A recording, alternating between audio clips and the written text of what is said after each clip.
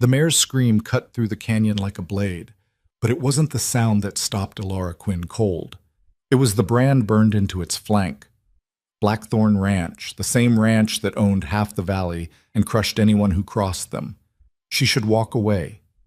Let the animal die. She was a starving widow with nothing but an empty stomach and a dead husband's rifle. But as she stared at the trapped horse thrashing between the rocks, bleeding and wild-eyed, something broke open inside her chest. Maybe it was madness. Maybe it was fate. Either way, she was about to make a choice that would change everything. Before we begin, if you're watching from anywhere in the world, drop a comment with your city name so I can see how far this story travels. Hit that like button and settle in. This one's a long ride. The town of Hollow Creek didn't welcome strangers, and it sure as hell didn't welcome widows with nothing to their name. Alara Quinn learned that the first day she walked down its single muddy street, burlap sack slung over her shoulder, boots falling apart at the seams. The stares came first, hard, measuring looks from men standing outside the saloon, cold appraisal from women sweeping their porches. Then came the silence, the kind that pressed against your eardrums and made you feel like you were drowning in open air. She kept walking, head up, eyes forward, like she had somewhere to be. She didn't. Her husband was 6 weeks dead, buried in a shallow grave 300 miles east after fever took him on the trail. They'd been heading west together, chasing the lie that land and opportunity waited for people willing to work for it. Instead, she'd gotten a corpse, an empty wagon sold for travel money, and the kind of loneliness that sat in your chest like a stone. Hollow Creek was supposed to be a stopping point, a place to rest, maybe find work, figure out what the hell came next. But the mercantile owner took one look at her and said they weren't hiring. The boarding house owner quoted her a price she couldn't afford and didn't offer charity. The preacher gave her a tight smile and suggested she might try the next town over. By sunset, Alara was sitting on the edge of the horse trough with half a dry biscuit she'd been saving for 2 days, watching the light die over the mountains. "You planning to sleep there?" She looked up. A man stood a few feet away, tall, weathered, with a sheriff's badge pinned crooked on his vest. His face wasn't unkind, but it wasn't friendly either. "No, sir," Alara said quietly. "Good. Town council doesn't like drifters settling in public spaces. Makes folks nervous." She almost laughed. Nervous. Like she was dangerous. Like she was anything other than bone-tired and half-starved. "I'll move along," she said. The sheriff nodded, already turning away. "See that you do." Alara waited until he was gone, then stood and walked east, away from the town, away from the judgment, away from every pair of eyes that had decided she was worth less than dirt. The wilderness didn't judge. It would kill you without malice, but at least it was honest about it. She found the line shack 2 days later, more by accident than design. She'd been following a deer trail deeper into the valley, looking for water, when the structure appeared through the trees like a ghost. It was old, logs rotting at the base, roof sagging in the middle, door hanging loose on leather hinges. But it had 4 walls and something resembling a roof, and that was more than she'd had in weeks. Inside, the air smelled like rodent nests and mildew. A broken chair lay in one corner. The fireplace was full of dead leaves. The single window was cracked, spiderwebs thick across the glass. Alara dropped her sack on the floor and sat down hard. For the first time since her husband died, she cried. Not the silent, dignified kind of crying. The ugly kind. The kind that tore out of your throat like an animal and left you gasping on the floor with snot running down your face. She cried until her ribs ached and her head pounded and there was nothing left inside her but empty space. Then she wiped her face on her sleeve, stood up, and got to work. The shack wasn't much, but it could be livable. She swept out the debris, patched the roof with pine branches and mud, stuffed rags into the gaps in the walls. She built a fire in the hearth and boiled water from the creek. She set snares for rabbits using wire salvaged from an old fence line. It wasn't a life, but it was survival, and survival was all she had left. The days blurred together, wake before dawn, check the traps, gather firewood, boil water, skin whatever she'd caught, eat, sleep, repeat. She stopped counting days after the first week. Time didn't mean much when every hour looked the same. The loneliness was the worst part. Not the hunger or the cold or the constant ache in her muscles. The silence. The way her own thoughts echoed too loud inside her skull. She tried talking to herself just to hear a human voice, but it felt pathetic, so she stopped. Her husband used to fill the silence. He'd been a talker, always had some story or joke or plan spinning out of his mouth. She used to find it irritating. Now she would have given anything to hear his voice again, even if it was just complaining about the weather. But he was gone, and she was here, and that was just how things were. 3 weeks into her exile, she ran out of wire for the traps. Alara stood in the clearing outside the shack, staring at the broken snare in her hand. Without it, she couldn't catch rabbits. Without rabbits, she'd starve. Simple math. She could go back to Hollow Creek, try to buy wire, except she had no money, and no one there would give her credit. She could try stealing it, but getting caught meant jail or worse. Or she could go deeper into the valley. There had to be abandoned homesteads out here, old ranches, something left behind by people who'd given up and moved on. Maybe she'd find supplies. Maybe she'd find nothing. But sitting here wasn't an option. She packed light, just the rifle, a canteen, and a knife. The sun was already high when she set out, heading north along the creek. The valley opened up as she walked, the trees thinning into rocky meadows dotted with sagebrush. The mountains rose sharp on either side, their peaks still dusted with snow even though it was late spring. Beautiful country, if you had the luxury of appreciating beauty. Alara didn't. She walked for hours, eyes scanning for any sign of human presence. Old fence posts, rusted tools, anything useful. Instead, she found the canyon. It opened suddenly, a narrow slash in the earth hidden behind a rise of boulders. She almost walked past it, but something made her stop. A sound, maybe, or just instinct. Alara approached the edge carefully and looked down. The canyon wasn't deep, maybe 20 feet, but the walls were sheer and close together. A trickle of water ran along the bottom, pooling in the shadows. And there, wedged between the rocks near the far end, was the horse. It was a mare, big, dark brown with a black mane, and it was trapped. Alara could see it immediately, the way the animal's hind leg was caught between two boulders, the raw bloody scrapes along its side where it had thrashed trying to escape. The mare's head hung low, sides heaving. It had been there a while. She should leave. Walk away. The horse was as good as dead and she had her own problems. But she didn't move. The mare lifted its head slightly, and their eyes met. Just for a second. And in that second, Alara saw something she recognized. Not resignation, not surrender. Fury, the same kind she felt every morning when she woke up in that rotting shack and decided to keep breathing anyway. "Damn it," Alara muttered. She slung the rifle over her shoulder and started looking for a way down. The descent was ugly. The rocks were loose and sharp, and twice she nearly lost her footing and went tumbling, but she made it to the bottom, boots splashing into the shallow water. The mare's ears flattened as Alara approached. "Easy," she said softly. "I'm not here to hurt you." The horse didn't believe her. It tried to rear, but the trapped leg held it in place, and the movement sent a fresh wave of pain through the animal. It screamed, high and shrill and full of terror. Alara froze, hands raised. Easy, easy now. She'd grown up around horses. Her father had kept a small farm back east, and she'd learned young how to gentle a spooked animal. You didn't rush, you didn't crowd, you let them see you weren't a threat. She crouched low, making herself smaller, and waited. Minutes passed. The mare's breathing slowed. Its eyes tracked her, wild but watching. "That's it," Alara murmured.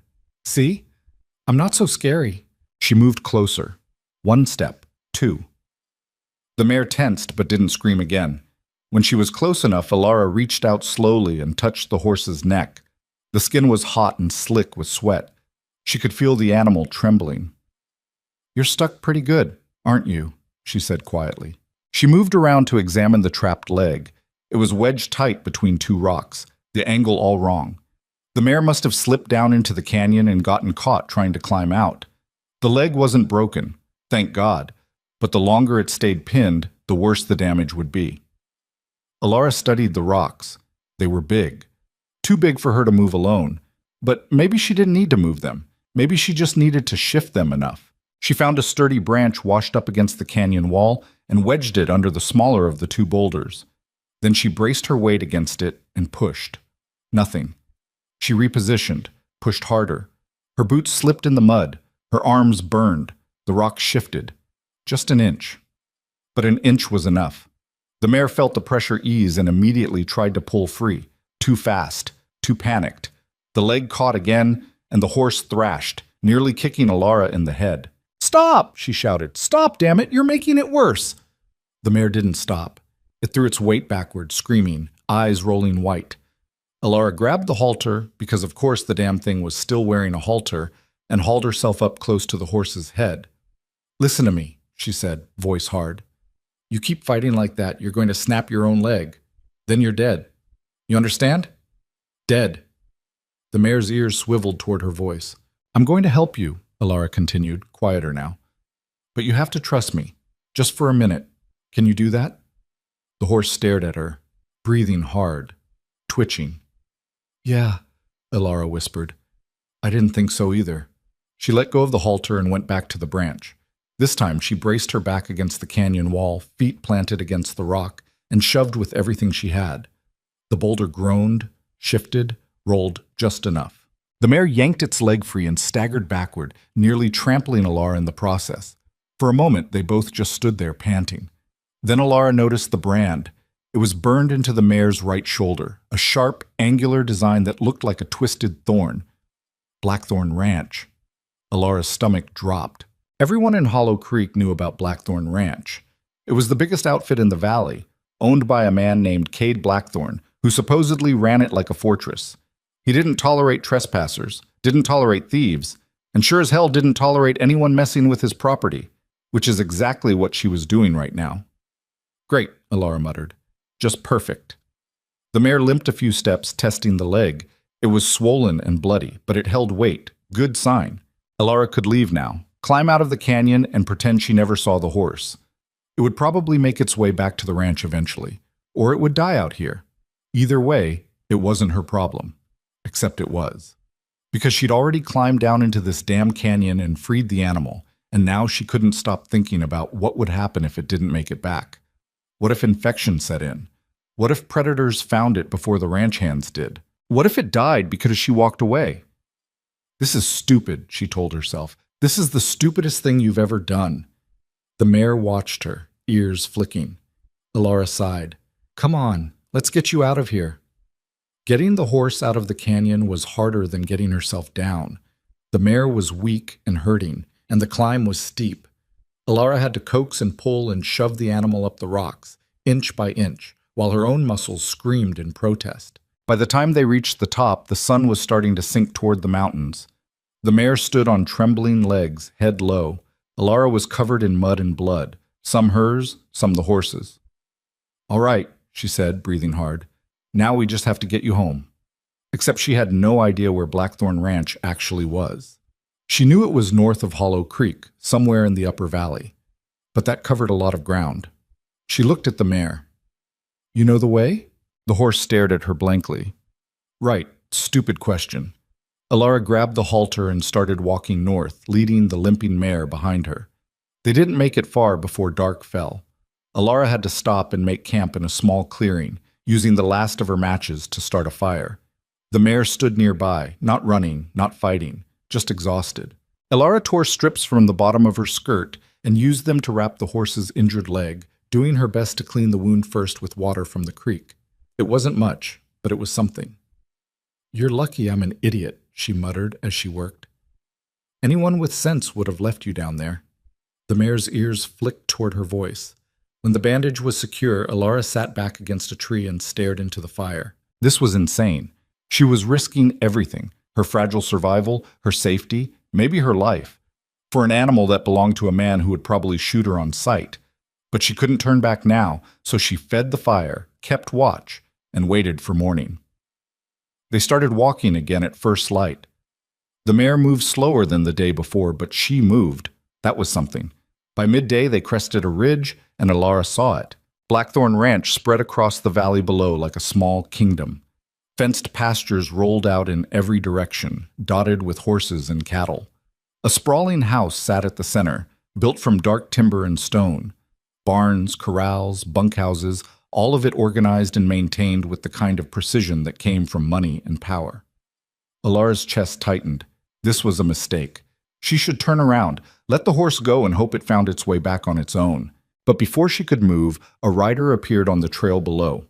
He was alone, tall in the saddle, dark hat pulled low, and he was looking right at her. Alara's hand moved instinctively to the rifle slung across her back, but she didn't draw it. That would only make things worse. The rider approached slowly, his horse picking its way up the rocky trail. As he got closer, Alara could see his face, hard angles, dark stubble, eyes the color of winter sky. He looked like someone who'd spent his whole life outdoors and hadn't smiled in years. He reined in a few feet away and stared at her, then at the mare. "That's my horse," he said. His voice was low, flat, dangerous. "I know," Alara said. His eyes narrowed. "You steal her?" "No." "Then how'd you get her?" Alara met his gaze and didn't flinch. "Found her trapped in a canyon. Freed her. Brought her back." Silence. The man's hand rested on the pistol at his hip, not threatening exactly, but present. "That's so," he said finally. "That's so." He dismounted, movements controlled and deliberate, and walked over to the mare. Alara stepped back, giving him space. He ran a hand over the horse's neck, checking the wounds, the bandaged leg. His jaw tightened. "She's been missing 3 days," he said quietly. "Thought she was dead." "Almost was." He looked up at her. "Why'd you help her?" Alara hesitated. "Because I'm an idiot. Because I couldn't walk away. Because she looked at me like she wanted to live, and I remembered what that felt like." "Seemed like the right thing to do," she said instead. The man studied her for a long moment. Then he straightened and held out his hand. "Cade Blackthorn." Alara stared at the offered hand. Then she took it. "Alara Quinn." His grip was firm, rough. He let go and stepped back. "You got a place to stay, Mrs. Quinn?" "Miss," she corrected. "And no." His eyebrows rose slightly. "You're the one living in the old line shack." It wasn't a question. Alara's stomach sank. "You know about that?" "I know everything that happens on my land. That shack's been abandoned for 5 years. Didn't figure anyone would be desperate enough to squat there." Heat flooded her face. "I didn't know it was yours. I'll leave." "Didn't say you had to." She blinked. Cade turned back to his horse, gathering the reins. "You know anything about healing animals?" "Some. My father kept horses." "Any good at it? Good enough to get your mare out of a canyon and patch her up?" He almost smiled. Almost. "Fair point." He swung back into the saddle and looked down at her. "Come down to the ranch tomorrow morning, early. If you're serious about needing work, I'll give you a trial. 1 week. You prove you're worth keeping, I'll pay you fair and give you a place to stay. You prove you're not, you're gone." Alara's heart kicked against her ribs. "Why?" "Because I need someone who knows horses, and you just saved my best breeding mare. Seems like fate or stupidity. Either way, I'm willing to find out which." He clicked his tongue, and his horse started moving. The injured mare followed without being led, limping but steady. Cade paused at the edge of the ridge and glanced back. "Don't be late," he said. Then he was gone, disappearing down the trail toward the ranch below. Alara stood alone on the ridge, heart pounding, mind racing. This was insane. Walking into Blackthorn Ranch was probably the dumbest thing she could do. She didn't know this man, didn't know what he wanted, didn't know if she could trust him. But she also didn't have any other options. So she turned and started walking back toward the line shack, already planning what she'd say when she showed up at his door in the morning. Maybe fate. Maybe stupidity. Either way, her life was about to change. Alara didn't sleep that night. She lay on the hard floor of the line shack, staring at the ceiling beams while her mind spun in circles. Every time she closed her eyes, she saw Cade Blackthorn's face, the hard set of his jaw, the way his eyes had measured her like she was a puzzle he couldn't quite solve. She kept hearing his voice. "Don't be late." By the time gray light started seeping through the cracked window, she was already up, splashing cold creek water on her face and trying to make herself presentable. It didn't work. Her dress was stained and torn at the hem. Her hair was a mess. She looked exactly like what she was, a desperate woman with nothing to lose. She arrived at the ranch gates as the sun broke over the mountains. The main house looked bigger up close. 2 stories of dark timber and riverstone, with a wide porch that wrapped around the front. Smoke rose from the chimney. Somewhere behind the house, she could hear men's voices and the sound of horses moving in the corrals. Elara walked up the dirt path toward the porch, boots crunching on gravel. Her heart hammered so hard she could feel it in her throat. The front door opened before she reached it. Cade stepped out, already dressed for work in worn canvas pants and a faded shirt. He looked like he'd been up for hours. "You came," he said. "You told me to." People don't always do what they're told. He studied her for a moment, then nodded toward the barn. "Come on. Work starts now." Elara followed him across the yard. The ranch was already alive with activity. Men moved between buildings, carrying tools and feed. Horses stamped in their stalls. A rooster crowed somewhere behind the chicken coop. Everything was organized, clean, maintained, the opposite of the chaos Elara had been living in. Cade led her into the main barn, a massive structure that smelled like hay and leather and horse sweat. Stalls lined both sides, most of them occupied. At the far end, the injured mare stood with her head hanging over the gate, ears pricked forward. "She's doing better," Cade said, stopping at the stall. "Legs still swollen, but she's putting weight on it." Elara approached slowly, letting the mare smell her hand. The horse nickered softly, recognizing her. "What's her name?" Elara asked. "Doesn't have one. I don't name them unless they prove themselves worth keeping long term." Elara glanced at him. "That seems cold." "It's practical. Lose enough things you care about, you learn not to get attached so easy." There was something in his voice when he said it, something that made Elara think he wasn't just talking about horses. She turned back to the mare and ran her hand along the animal's neck. "Well, she proved herself. She survived." "So did you," Cade said quietly. Their eyes met, held for a beat longer than necessary. Then Cade cleared his throat and stepped back. "All right, let's see what you can actually do." He spent the next hour testing her, not with words, but with tasks.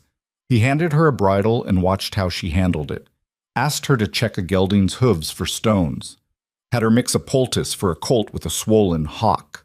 Elara worked methodically, doing everything the way her father had taught her years ago. She didn't rush, didn't try to show off, just did the work. Cade watched without comment, arms crossed, expression unreadable.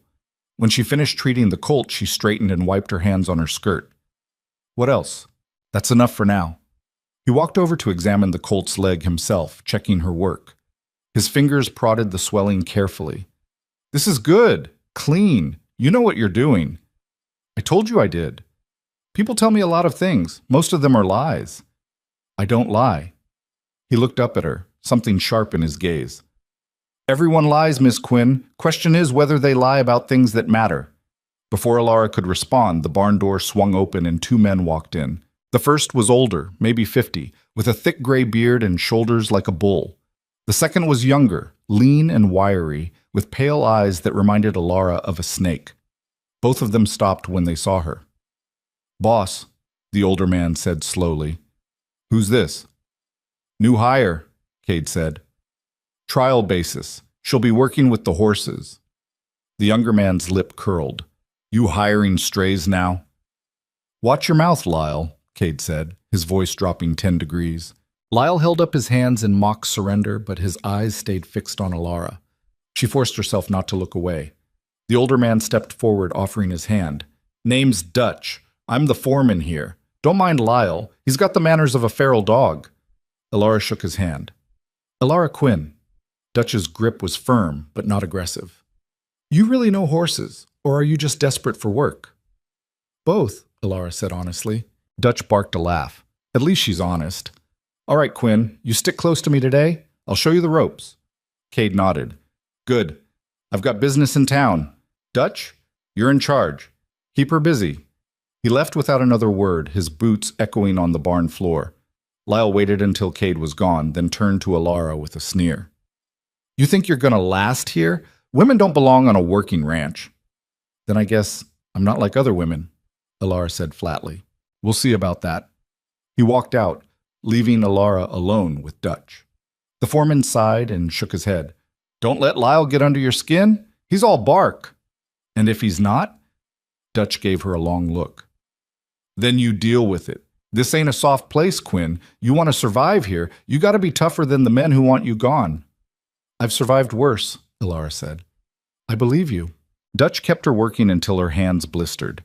He had her mucking stalls, hauling feed, grooming horses that didn't want to be groomed. Hard, dirty work that left her sweating and sore. But she didn't complain, didn't slow down, didn't ask for breaks. By midday, some of the other ranch hands had started watching her with something other than suspicion, not respect exactly, but interest. Around noon, Dutch brought her to the cook shack for lunch. It was a low building near the bunkhouse, filled with rough wooden tables and the smell of fried meat. A dozen men sat eating and talking in low voices. The conversation died the moment Elara walked in. She kept her head up and followed Dutch to the serving line. The cook, a heavy-set man with burn scars on his forearms, ladled stew into a bowl and handed it to her without comment. Elara sat at the end of one table, as far from the others as possible. Dutch sat across from her. They'll get used to you, he said quietly. Will they? Maybe. Maybe not. Depends on whether you're still here next week. Elara ate in silence, ignoring the stares. The stew was good, better than anything she'd eaten in months. She had to force herself not to eat too fast. Halfway through the meal, a woman entered the cook shack. She was younger than Elara, maybe 25, with dark hair pinned back in a severe bun and a dress that looked expensive even with an apron over it. She moved through the room like she owned it, her eyes scanning the tables until they landed on Elara. Her expression went cold. Dutch, the woman said sharply. Who's that? Dutch stood, wiping his mouth. Afternoon, Mrs. Brennan. This is Elara Quinn. She's working with the horses. Since when? Since this morning. Boss hired her. Mrs. Brennan's jaw tightened. I see. And where exactly is she staying? Don't know yet.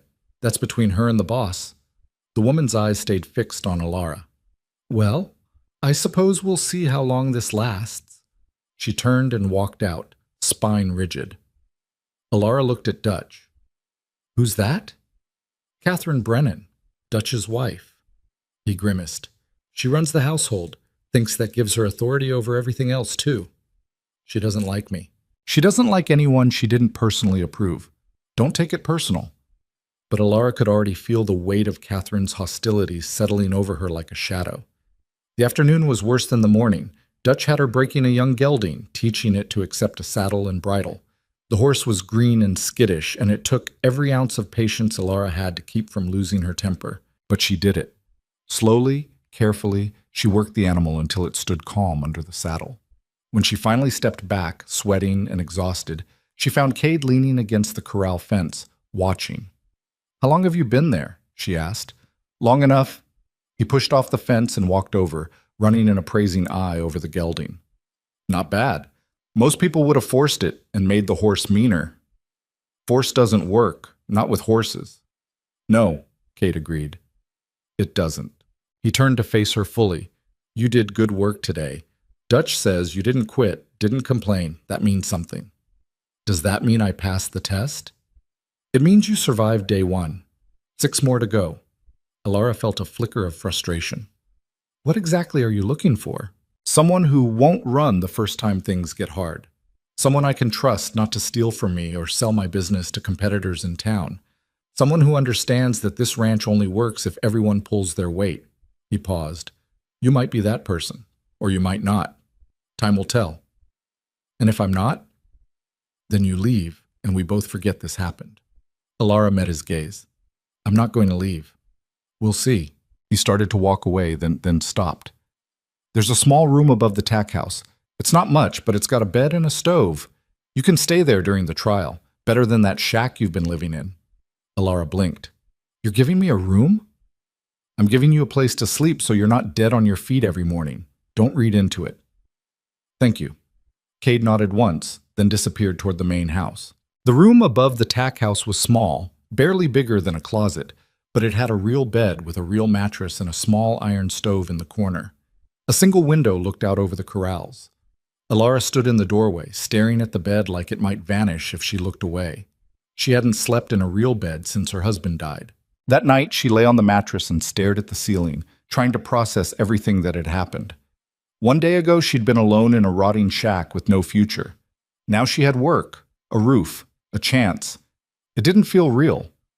Sleep came hard, and when it did, it was full of dreams she didn't understand. The next 3 days followed the same brutal pattern.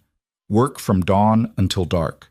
Hands blistered and raw, muscles screaming. But Alara pushed through it, refusing to show weakness. Dutch warmed to her gradually. He started explaining things instead of just ordering her around. Showed her the ranch's breeding records, the schedules, the way Cade liked things organized. The other ranch hands stayed distant, but they stopped glaring. That was progress. Lyle, though, got worse. He found small ways to make her life difficult, hiding tools she needed, letting horses loose from stalls she'd just cleaned, spreading rumors in the bunkhouse that she was sleeping with Cade to keep her job. Alara ignored it. Confronting him would only make things worse, but on the 4th day, he pushed too far. She was in the feed room measuring out grain when Lyle appeared in the doorway. He leaned against the frame, blocking her exit. "You know what I think?" he said casually. Alara didn't look up. "I don't care what you think. I think you're trouble. I think you're going to cause problems here, and when you do, the boss is going to blame the rest of us." "Then stay out of my way." Lyle stepped closer. "Or maybe I should make sure you leave before that happens." Alara straightened, meeting his eyes. "Is that a threat?" "It's advice. You don't belong here. Go back to whatever hole you crawled out of." "No." His face darkened. "You think you're tough? You think just because the boss gave you a pity job that makes you one of us?" "I think," Alara said quietly, "that you're scared of me. And I think that makes you stupid." Lyle's hand shot out, grabbing her wrist. "You little—" She moved without thinking, grabbed the grain scoop, and slammed it into the side of his head. Lyle staggered back, cursing, hand pressed to his temple. Blood seeped between his fingers. "Touch me again," Alara said, voice shaking with adrenaline. "And I'll do worse." Lyle's eyes burned with rage. "You're going to regret that." He turned and stormed out. Alara stood alone in the feed room, heart pounding, hands trembling. She'd just made an enemy, a dangerous one. But she didn't regret it. 20 minutes later, Dutch found her in the barn. "Lyle says you attacked him." "He grabbed me first." Dutch sighed and rubbed his face. "Damn it, Quinn. You couldn't just ignore him?" "He put his hands on me. What was I supposed to do? Not crack his skull open with a grain scoop. It was just a scoop. If I wanted to crack his skull, I'd have used something heavier." Despite himself, Dutch almost smiled. "You got fire. I'll give you that." "Is Cade going to fire me?" "Depends. Lyle's already spinning the story to make you look like the aggressor. Says you came at him unprovoked." "That's a lie." "I know, but Catherine's going to take his side. She's been looking for an excuse to get rid of you since day one." Alara's chest tightened. "So what do I do?" "Tell the truth, and hope the boss believes you." She found Cade in his office, a small room attached to the main house, cluttered with ledgers and maps. He was bent over a stack of papers, a pen in one hand. He looked up when she knocked. "Come in." Alara stepped inside, closing the door behind her. "Lyle told you what happened?" "He did." "And?" Cade leaned back in his chair, studying her. "He says you attacked him for no reason. Says you're unstable and dangerous." "That's not what happened." "Then tell me your version." Alara took a breath and laid it out. No embellishment, no excuses, just the facts. When she finished, Cade was silent for a long moment. "You hit him with a grain scoop," he said finally. "Yes." "Hard enough to draw blood." "Yes." "Good." Alara blinked. "Good?" "Lyle's been pushing boundaries since the day I hired him. Thought maybe he'd learned his lesson after I warned him last month." "Guess not." Cade stood and crossed to the window, hands clasped behind his back. "I don't tolerate men who put their hands on women. I don't care what the reason is. He touched you. He got what he deserved." Relief flooded through Alara so fast she almost staggered. "So I'm not fired?" "No. But you're not out of the woods yet." "What do you mean?" Cade turned to face her. "Catherine's been in my ear all afternoon. Says you're a distraction. Says the men don't trust you. Says you're going to cause more problems than you're worth." "Do you believe her?" "I believe she wants you gone. Whether she's right is another question." "I've worked hard," Alara said quietly. "I've done everything you asked. I haven't caused problems. Lyle did. I know. Then why does it matter what Catherine thinks? Cade's jaw tightened. Because she's married to my foreman, and if she's unhappy, Dutch is unhappy. And if Dutch is unhappy, the whole ranch suffers. That's not fair. No, Cade agreed. It's not. But it's reality. Alara felt anger rising in her chest. So, what are you saying? You want me to leave? I'm saying you need to prove Catherine wrong. Work harder. Keep your head down. Don't give her ammunition. I defended myself. I know. And I'm glad you did. But it doesn't change the fact that people are watching you now, waiting for you to fail. You want to stay here, you're going to have to be better than everyone else. Twice as good for half the credit. That's not fair either. Life isn't fair, Miss Quinn. You of all people should know that. The words stung because they were true. Alara stood there, hands clenched at her sides, fighting the urge to scream. She'd survived her husband's death, survived starvation, survived weeks alone in the wilderness. And now she had to survive this too, the politics, the gossip, the constant judgment. I'm not leaving, she said finally. Cade's expression softened, just slightly. Good, because I don't want you to. Their eyes met, and something passed between them. Something unspoken, but heavy.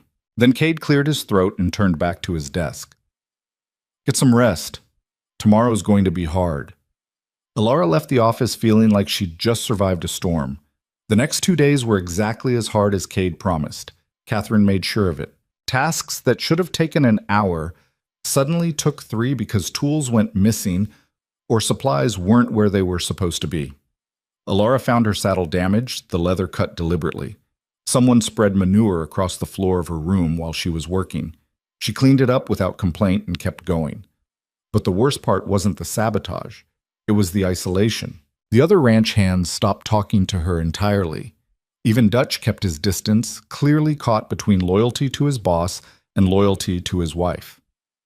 Alara ate meals alone, worked alone, spent her evenings alone in the small room above the tack house, listening to the sounds of laughter and conversation drifting up from the bunkhouse. She'd been lonely before, but this was different. This was being surrounded by people and still completely alone. On the 6th day, she almost broke. She was in the barn at dusk, finishing up the evening feed, when she heard footsteps behind her. She turned, expecting Lyle or Catherine or someone else looking to make her life harder. Instead, it was Cade. He stood in the doorway, hat in hand, looking tired. You're still here, he said. Where else would I be? Gone. Most people would have left by now. I'm not most people. Cade walked into the barn, stopping a few feet away. No, you're not. Silence stretched between them. Catherine told me you've been causing trouble, he said finally. Alara's stomach dropped. That's not true. I know, Dutch told me what's really been happening. The sabotage, the isolation. His jaw tightened. I'm sorry, I should have put a stop to it sooner. Why didn't you?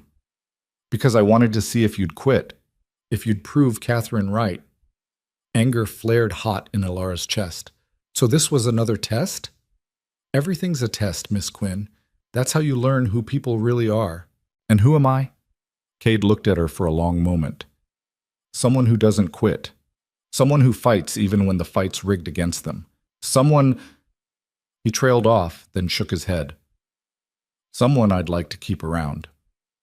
Alara's breath caught. Your trial's over, Cade continued. You've got the job. Permanent. I'll tell the crew tomorrow. Relief and something else, something warm and unexpected, flooded through her. Thank you, she said quietly. Cade nodded. Don't thank me yet. Catherine's not going to stop just because I made it official. You're still going to have to fight for every inch of ground. I know. And people are going to talk. About you. About us. Let them talk. Cade's mouth twitched, almost a smile. You really don't care what people think, do you? I stopped caring the day my husband died and the world kept spinning without him. Caring doesn't keep you alive. Work does. That's a hard way to live. It's the only way I know. Cade was quiet for a moment. Then he said, My wife died 3 years ago. Her and our son. Fever took them both in the same week. Alara's throat tightened. She hadn't expected that. I'm sorry. Everyone's sorry. Doesn't change anything. His voice was flat, but there was pain underneath it. Old pain that hadn't healed. I thought if I just kept working, kept the ranch going, it would get easier. It hasn't. No, Alara said softly. It doesn't get easier. You just get better at carrying it. Cade looked at her, really looked at her, and for the first time since they'd met, his expression wasn't guarded. Yeah, he said. I guess you would know. They stood there in the fading light, two people who'd lost everything and somehow kept going anyway. I should let you finish, Cade said finally. It's late. He started to leave, then paused at the door. Alara? It was the first time he'd used her first name. Yeah? I'm glad you stayed. Then he was gone, leaving her alone in the barn with a feeling she couldn't quite name. That night, Alara lay in bed and stared at the ceiling, her mind racing. She had a job now, security, a future maybe. But she also had something more dangerous. She had hope. And hope, she'd learned, was the most painful thing to lose. The weeks that followed settled into something almost resembling normal. Alara worked from sunup to sundown, her hands growing calloused and strong, her body adapting to the relentless physical demands of ranch life. The mare she'd rescued, still unnamed despite Alara's quiet insistence, recovered fully and became one of the best working horses on the property. Cade noticed. He didn't say much about it, but Alara caught him watching her work with an expression she couldn't quite read.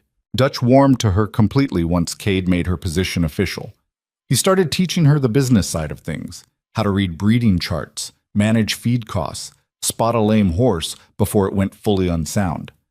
Catherine still glared daggers whenever they crossed paths, but she'd stopped actively sabotaging, probably because Cade had made it clear that interfering with ranch operations would have consequences. Lyle kept his distance. His head had healed, but his pride hadn't. Alara could feel his resentment simmering every time they were in the same space, but he was smart enough not to push it. Not yet. The other hands gradually accepted her presence the way you accept weather. She was just there, part of the landscape. A few even started nodding to her at meals. Progress, Alara supposed, even if it was grudging. But the real change happened slowly between her and Cade. It started with small things. Him asking her opinion on a sick colt, her pointing out a weakness in the fence line before it became a problem. Conversations that lasted longer than strictly necessary. The way his expression softened when she walked into a room, like he'd forgotten to keep his guard up. She told herself it didn't mean anything. He was her employer. She was his employee. That's all it was. Except it wasn't, and they both knew it. One evening in late summer, after the work was done and the sun was bleeding red across the mountains, Alara found Cade leaning against the corral fence, watching the horses. She walked over without thinking about it. Long day? They're all long. He glanced at her. You settling in all right? As all right as I can be when half the people here still think I'm going to steal the silverware. Cade's mouth twitched. We don't have silverware, just tin forks. Then I guess they're worried I'll steal those. He almost laughed. Almost. You've done good work. The ranch is running smoother than it has in months. Dutch says the books are balancing better too. That's because I actually write things down instead of keeping it all in my head and hoping for the best. Dutch does his best. I know, but his best involves a lot of guessing. This time Cade did laugh, a short, rusty sound like he'd forgotten how. You're not wrong. They stood in comfortable silence, watching the horses move across the pasture. The air smelled like dust and grass and the particular scent of evening in the high country. Why'd you really give me this job? Alara asked quietly. Cade was quiet for a long time. You want the truth? Always. Because you reminded me of someone. Your wife? No. He turned to look at her. Me. Before everything went to hell. You had that look in your eyes, like the world had beaten you down, but you were too stubborn to stay down. I respected that. Alara's chest tightened. And now? Now I think maybe I hired you for selfish reasons too. Like what? Like wanting someone around who understands what it's like to lose everything and keep going anyway. Someone who doesn't try to fix things with empty words. He paused. You don't do that. You just exist next to the grief without trying to make it smaller than it is. That's because I know it doesn't get smaller. You just build a life around it. Yeah, Cade said softly. You do. Their shoulders were almost touching. Alara could feel the warmth of him through the fabric of her shirt. People are going to talk, she said. If we keep this up, whatever this is. Let them. Catherine already hates me. This'll make it worse. Catherine hates everyone who isn't Catherine. Don't take it personal. Alara smiled despite herself. That's what Dutch said. Dutch is smarter than he looks. They fell silent again. The sun sank lower, painting everything gold and red. Somewhere in the distance, a coyote called. I should go, Alara said, even though she didn't want to. Yeah, you should. Neither of them moved. Finally, Cade pushed off the fence. Get some rest. Tomorrow we're moving the herd to the upper pasture. Gonna need everyone. I'll be ready. He nodded and walked toward the house, hands shoved in his pockets. Alara stood alone by the corral, her heart doing something complicated and inconvenient in her chest. This was dangerous, getting close to him, letting herself feel things she'd promised herself she wouldn't feel again. But standing here in the fading light, watching the man disappear into the shadows of his big empty house, she realized it was already too late. She was already in too deep. The next morning, the work started before dawn. Moving cattle was brutal, hot, dusty, exhausting labor that required every hand on deck. Alara rode alongside Dutch and 3 other ranch hands, pushing the herd slowly up the mountain trail toward the summer grazing land. Cade rode point, guiding the lead animals. He sat easy in the saddle, like he'd been born there. Probably had been, Alara thought. By midday, they'd gotten the cattle settled in the upper pasture and were heading back down. Alara's thighs ached from hours in the saddle, and her throat was raw from breathing dust, but she felt good. Useful. Like she was actually part of something instead of just surviving on the edges. They were halfway down the mountain when Dutch pulled up alongside her. You're a decent rider, he said. My father taught me young. It shows. He was quiet for a moment. Look, I wanted to say something about Catherine. Alara tensed. You don't have to. Yeah, I do. She's been hard on you, harder than she should be, and I haven't stopped it like I should have. You're in a difficult position. That's no excuse. You've earned your place here. She needs to accept that. Will she? Dutch sighed. Catherine doesn't like change, and she especially doesn't like women who don't fit into the boxes she thinks they should fit into. You're independent, strong. You don't need anyone's permission to exist. That scares her. Why? Because she's the opposite. Everything she has, everything she is, comes from being my wife. If women like you can make it on their own, what does that say about her choices? Alara had never thought about it that way. I'm not trying to make her feel bad. I know, but it doesn't matter. Just watch your back around her. She's got a mean streak when she feels threatened. I've noticed. Dutch nodded and rode ahead to catch up with the others. Alara chewed on his words the rest of the ride down. That evening, she was in the barn brushing down her horse when she heard voices outside. She recognized them immediately, Lyle and another ranch hand named Simmons. I'm telling you, Lyle was saying, something's going on between her and the boss. You're full of shit, Simmons replied. Blackthorn doesn't mess around with employees. Then explain why he gave her the job, why he keeps her around when everyone knows she's trouble. Maybe because she's good at what she does? Or maybe she's good at other things. Lyle's voice was ugly. You see the way he looks at her? Man hasn't touched a woman since his wife died. He's weak for her. Alara's hand stilled on the brush. Even if that's true, it's none of our business, Simmons said. It is when it affects how this place runs. He's distracted, making bad decisions, all because he's thinking with the wrong part of his anatomy. You need to shut your mouth before someone hears you. I'm just saying what everyone's thinking. Alara stepped out of the stall, making her presence known. Both men froze. Evening, boys, she said coldly. Lyle's face twisted into a sneer. Speak of the devil. If you got something to say about me, say it to my face. All right, you're using the boss to secure your position here, batting your eyes, playing the tragic widow. It's pathetic. And you're a coward who talks big when he thinks no one's listening. Which is worse? Lyle took a step toward her, fists clenched. You think you're untouchable because Blackthorn's sweet on you? That protection won't last forever. Is that a threat? It's a promise. Simmons grabbed Lyle's arm. Come on, man, let's go. Lyle shook him off, but stepped back. Watch yourself, Quinn. You're making enemies faster than you can count them. He stalked off into the darkness. Simmons gave Alara an apologetic look and followed. Alara stood alone in the barn, her heart pounding with anger and something darker. Fear, maybe. Or the recognition that Lyle was right about one thing. She was making enemies. And enemies were dangerous. 2 weeks later, everything changed.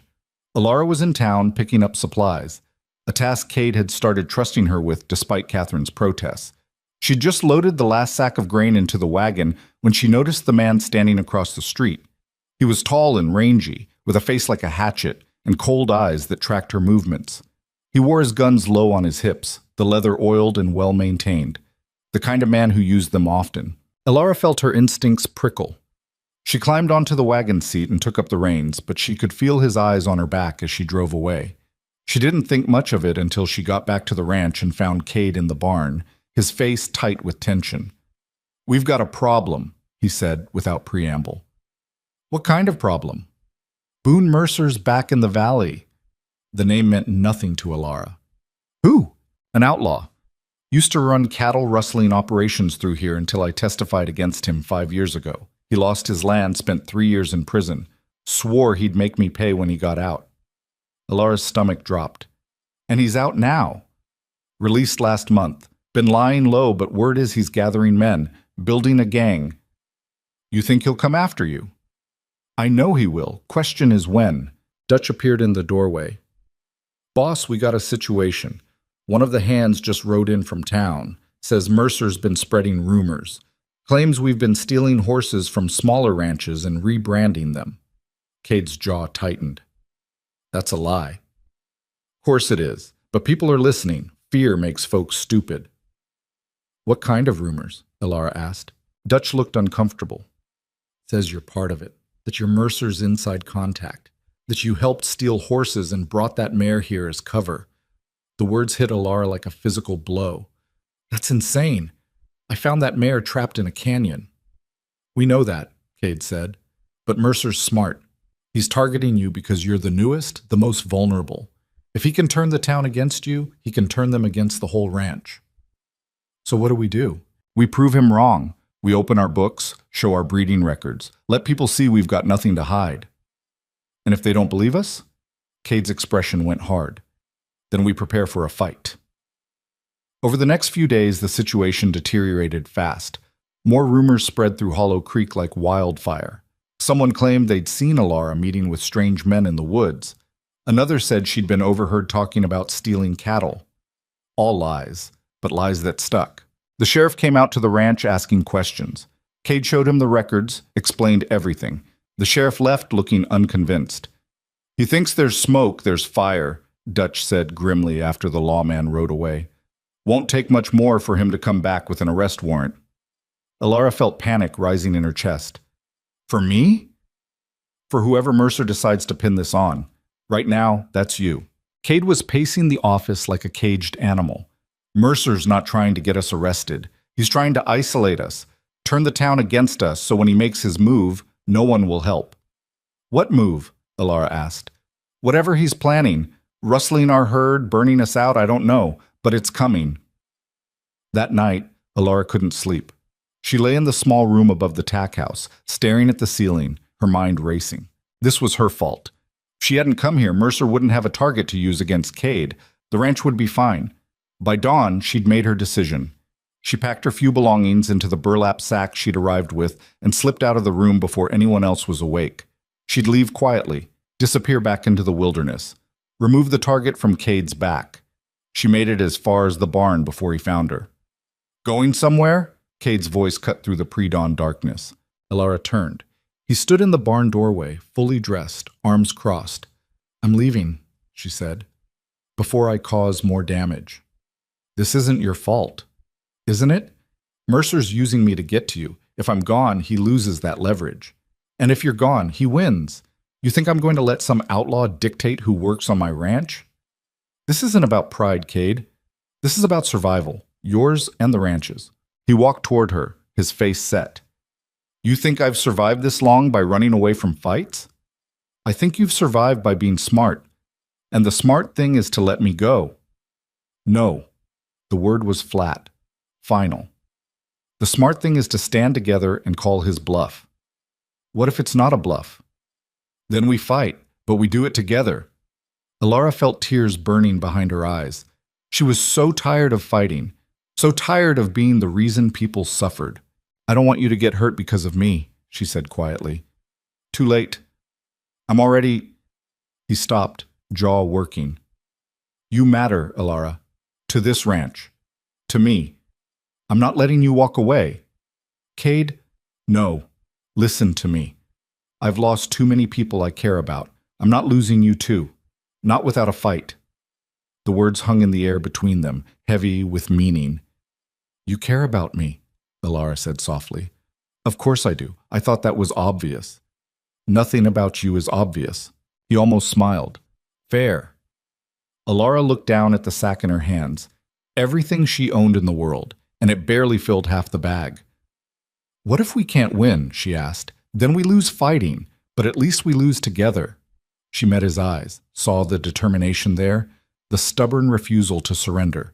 It reminded her of herself. All right, she said finally, I'll stay. Relief crossed his face so quickly she almost missed it. Good, because I wasn't going to let you leave anyway. I was prepared to lock you in a stall if necessary. Despite everything, Alara laughed. That seems extreme. I'm an extreme person. She set the sack down on the ground. So what now? Now we wait for Mercer to make his move, and when he does, we're ready. But Mercer was smarter than they anticipated. 3 days later, a group of men from town rode out to the ranch. Not the sheriff, but a citizens' committee led by the mayor. They demanded to inspect the horses, looking for stolen brands. Cade let them. He had nothing to hide. They found nothing because there was nothing to find. But it didn't matter. The damage was done. Doubt had been planted. People are scared, the mayor said as they prepared to leave. Scared of Mercer, scared of getting caught in the crossfire. You need to handle this, Blackthorn, before someone gets hurt. I'm trying, Cade said tightly. Try harder. After they left, Cade punched the barn wall hard enough to split his knuckles. Alara grabbed his hand before he could do it again. Don't, she said. You'll break your hand. I don't care. Well, I do. We need you functional. He looked at her, breathing hard, eyes blazing with frustration. Then slowly, the tension drained out of him. This is what he wants, Cade said. To make me lose control, make me look dangerous. Then don't give him what he wants. Easier said than done. Alara held his damaged hand carefully, examining the split skin. Come on, let's get this cleaned up. She led him to the pump behind the barn and made him hold his hand under the cold water while she cleaned the wound. His knuckles were already swelling, the skin torn and bloody. You're an idiot, she said, but her voice was gentle. I know. Punching walls doesn't solve problems. It made me feel better. For about 5 seconds. That's 5 seconds I needed. She wrapped his hand in a clean cloth, tying it snug. There. Try not to hit anything else for a while. No promises. They stood close together, her hand still holding his. The air between them felt charged, like the moment before a thunderstorm breaks. Alara, Cade said quietly, if this goes bad, it won't. But if it does, then we'll handle it, together, like you said. He looked at her for a long moment, something raw and unguarded in his expression. Then he leaned down and kissed her. It wasn't gentle. It was desperate and hungry, and full of all the things neither of them knew how to say. Alara kissed him back just as hard, her hands fisting in his shirt, pulling him closer. When they finally broke apart, both breathing hard, Cade rested his forehead against hers. This complicates things, he said. Everything's already complicated. Fair point. They stood there in the fading evening light, holding on to each other like anchors in a storm. Alara knew this was reckless, knew it would make everything harder. But for the first time since her husband died, she felt something other than grief and exhaustion. She felt alive. The moment shattered when Dutch came running around the corner of the barn, his face pale. Boss, we got riders coming up the valley road. A lot of them. Cade pulled back, his hand instinctively going to the gun at his hip. How many? At least a dozen, maybe more. They're not flying colors, but they're Mercer's men, Cade finished grimly. Alara's heart kicked into overdrive. What do we do? Cade's face went hard. We get everyone inside, lock down the house and the barns, and we don't shoot first. And if they shoot first, Dutch asked, then we shoot back. They moved fast. Dutch rounded up the ranch hands while Cade grabbed rifles from the gun cabinet in the house. Alara helped Catherine and the cook barricade the kitchen windows, her hands shaking with adrenaline. This is your fault, Catherine hissed as they shoved furniture against the door. You brought this here. Not now, Alara snapped. When, then? When we're all dead? Alara ignored her and moved to the window, peering through the gap in the boards. The riders were visible now, a dark mass moving up the road. They stopped just outside the property line, horses stamping, men talking in low voices. Then one of them rode forward alone, Boone Mercer. He was older than Alara expected, maybe 45, with a weather-beaten face and eyes like chips of ice. He sat easy in the saddle, completely relaxed, like he was just out for a pleasant ride. Blackthorn, he called. I know you're in there. Come out and talk. Man to man. Cade appeared on the porch, rifle held loose in one hand. We've got nothing to talk about, Mercer. Sure we do. I hear you've been stealing horses. Thought I'd come see for myself. You've been spreading lies. We both know it. Mercer smiled. It didn't reach his eyes. Do we? Seems to me there's a lot of coincidences. New woman shows up out of nowhere. Horses start disappearing from neighboring ranches. You really expect people to believe that's all innocent? There are no stolen horses here. The sheriff already checked. Sheriff can be fooled, especially by a pretty face. Mercer's gaze found Alara through the window. That her? Your little accomplice? Leave her out of this, Cade said, his voice dropping to a growl. Can't do that. See, word is she's been helping my organization, providing information, marking which ranches have the best stock. That's a lie and you know it. Maybe. Or maybe you've been played, Blackthorn.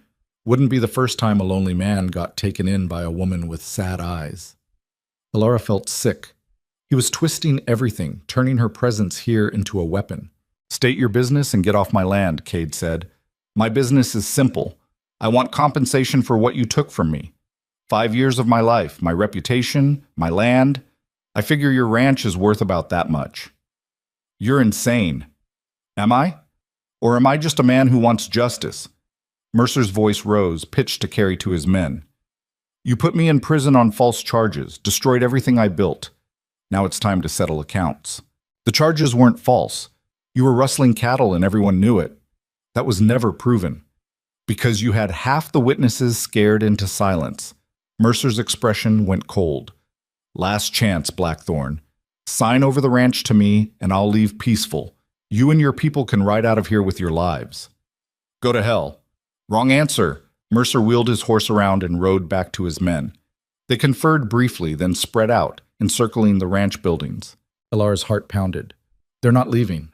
No, Cade said, coming back inside. They're not. So what do we do?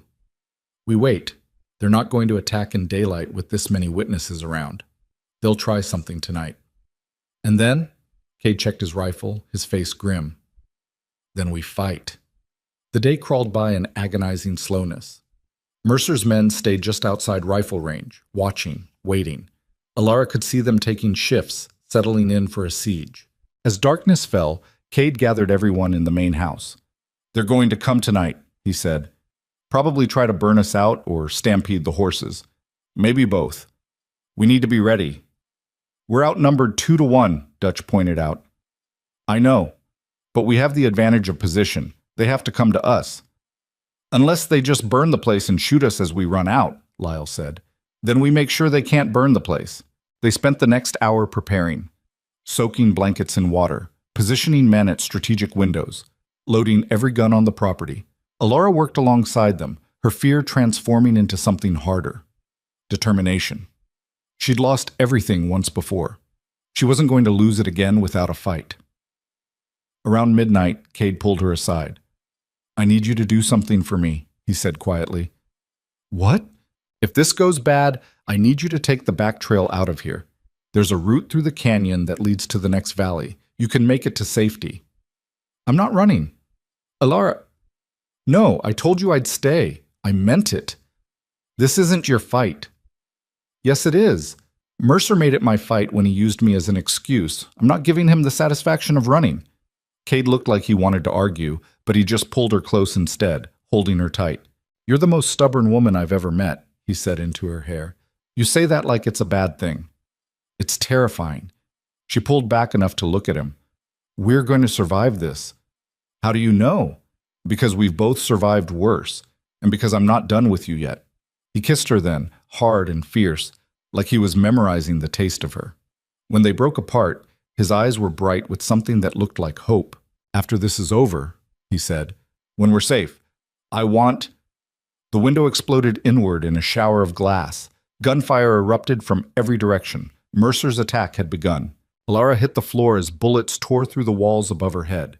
Wood splintered. Glass shattered. Someone screamed in the next room. Cade was already at the window, rifle up, returning fire.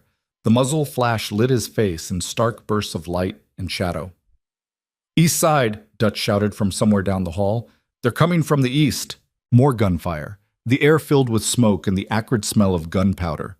Alara scrambled toward the overturned table where Catherine crouched, eyes wide with terror. Stay down! Alara yelled. Another window exploded. A bullet punched through the wall inches from Alara's head, sending splinters into her cheek. She felt blood, hot and wet, but there was no time to think about it. Cade fired 3 quick shots, then ducked back to reload. They're trying to flank us through the barn. How many? Dutch called back. Too many! Outside, horses screamed in panic. Alara could hear men shouting, their voices blending into a chaotic roar. Then came a new sound, the crackle of flames. They're burning the stables, someone yelled. Cade's face went white. The horses are still in there. We can't get to them, Dutch said, appearing in the doorway. Not without getting cut down. Then we're losing half the stock. Cade slammed his fist against the wall. Damn it! Alara's mind raced. The horses. The barn. The flames already climbing the dry wood. She thought about the mare she'd saved, about all the animals trapped in those stalls, terrified and helpless, about how she'd survived by being too stubborn to quit. There's another way, she said. Cade turned to her. What? The back route. The one you told me to use if things went bad. It leads to the canyon, right? Past the corrals? Yeah, but I can get to the horses from there. Open the gates. Let them run. You'll get yourself killed. Not if everyone's focused on the house. She grabbed his arm.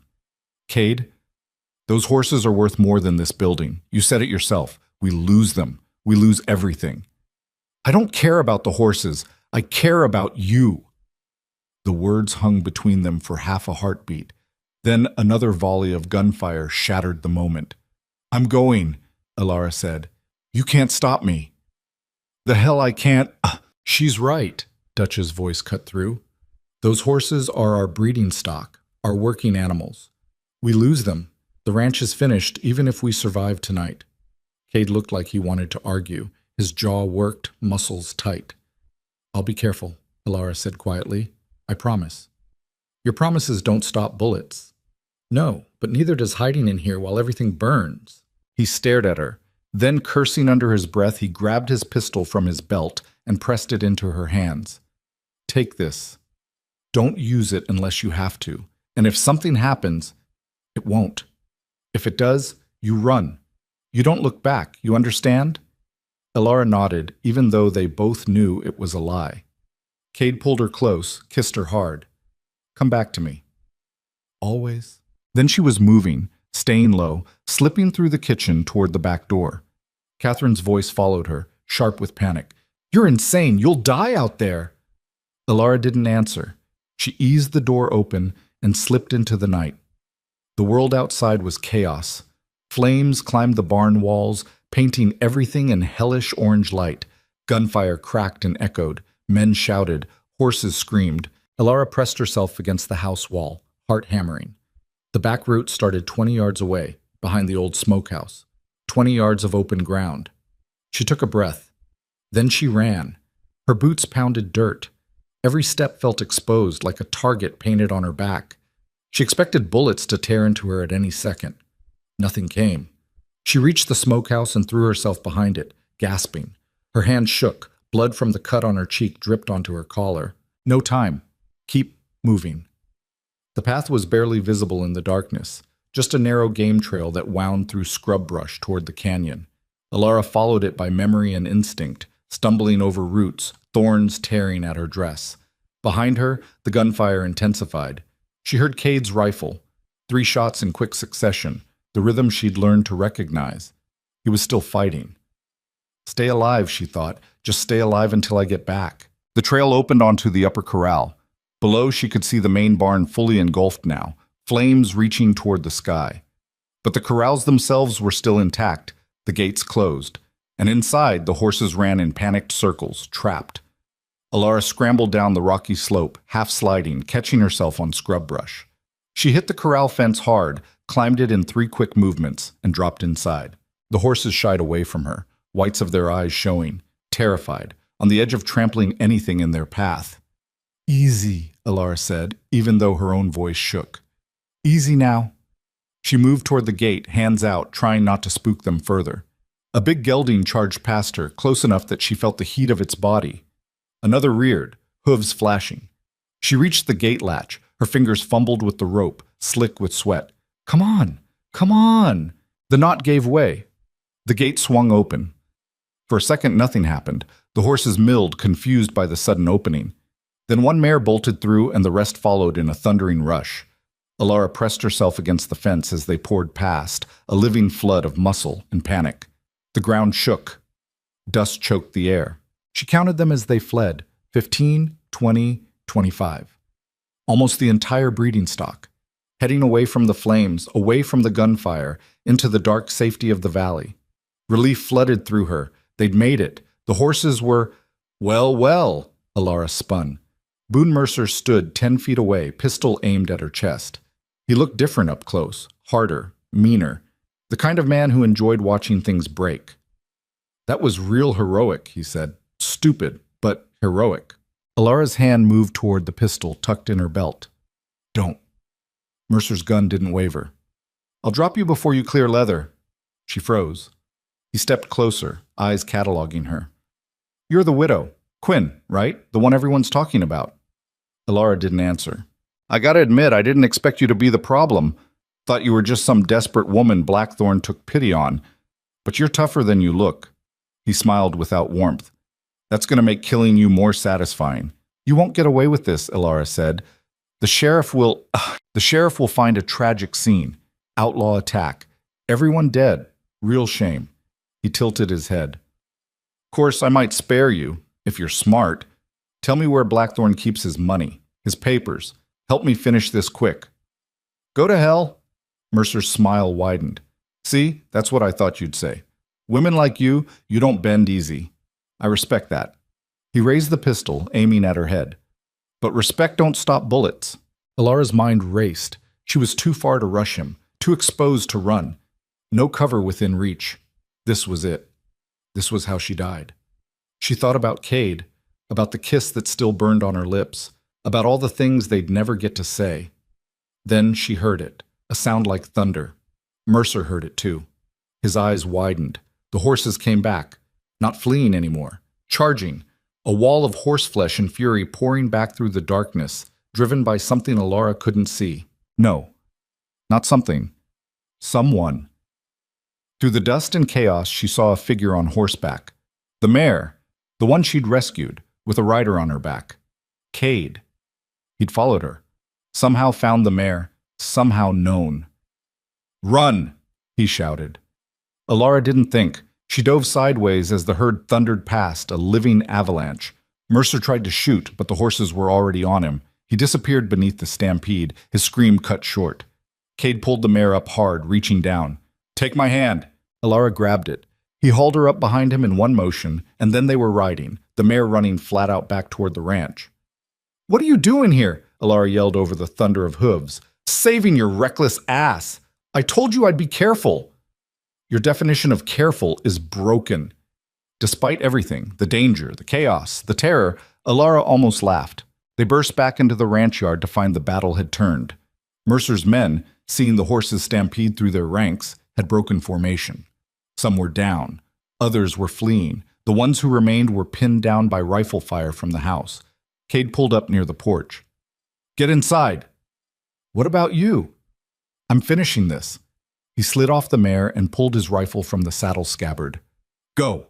Elara wanted to argue, but Dutch appeared and physically pulled her toward the house. Come on, girl, let him work. Inside, the scene was grim. 2 ranch hands were down, one dead, one bleeding badly from a shoulder wound. Catherine was sobbing in the corner. The cook worked frantically to staunch the wounded man's bleeding. Elara dropped to her knees beside them. Let me help. The cook looked at her blood-streaked face and nodded. Together they worked while the battle raged outside. Elara tore her already ruined skirt into strips, binding the wound tight. Her hands were steady, even though her mind kept replaying Mercer's gun aimed at her head, the moment before the horses came. She'd been seconds from death, and Cade had saved her. Outside, the gunfire slowed, then stopped. Silence fell like a weight. Elara held her breath, listening. Then Cade's voice, strong and alive. It's over. They're running. Relief crashed through her so hard she nearly collapsed. Dutch helped her to her feet. Go on. He'll want to see you. She stumbled to the door and out onto the porch. The ranch yard was a disaster. Broken glass everywhere. Bullet holes stitching the walls. The barn still burning, though the flames were dying down. Bodies on the ground. Mercer's men, most of them. And in the center of it all, Cade stood with his rifle still smoking, face streaked with soot and blood, but alive. Their eyes met across the devastation. Elara walked toward him. He met her halfway. You followed me, she said. Of course I did. I told you I'd be fine. You had a gun pointed at your head. I had it handled. You were about to die. So were you. Multiple times, probably. He grabbed her shoulders, his grip almost painful.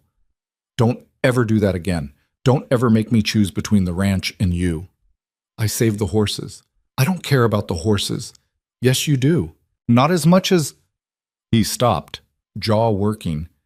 As much as what? Elara pressed. As much as you, damn it. The words came out rough, like they'd been dragged from somewhere deep. I don't care about any of this if you're dead. The ranch, the horses, none of it matters. Alara's throat tightened. Cade, I watched my wife die. My son. I swore I'd never let myself care about anyone like that again. Then you showed up with that damn burlap sack and your stubborn eyes, and you ruined everything. You made me want things again, want a future, want something other than just surviving day to day. His hands slid from her shoulders to cup her face, thumbs gentle against her cheekbones. I love you. I'm terrible at it.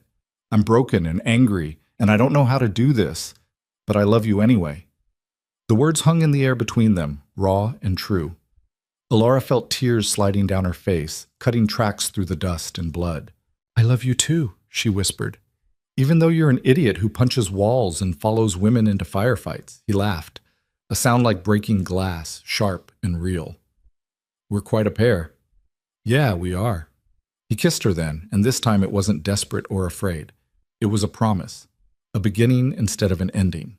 When they finally pulled apart, Dutch was standing nearby, grinning despite the carnage. You two done making speeches? Because we got bodies to deal with and a fire to finish putting out. Cade didn't let go of Alara's hand. Where's Mercer? Dead. Trampled when the horses came through. Poetic, if you ask me. The others? 4 dead, 3 wounded bad enough they won't be going anywhere. The rest ran. Sheriff's gonna have a field day sorting this mess.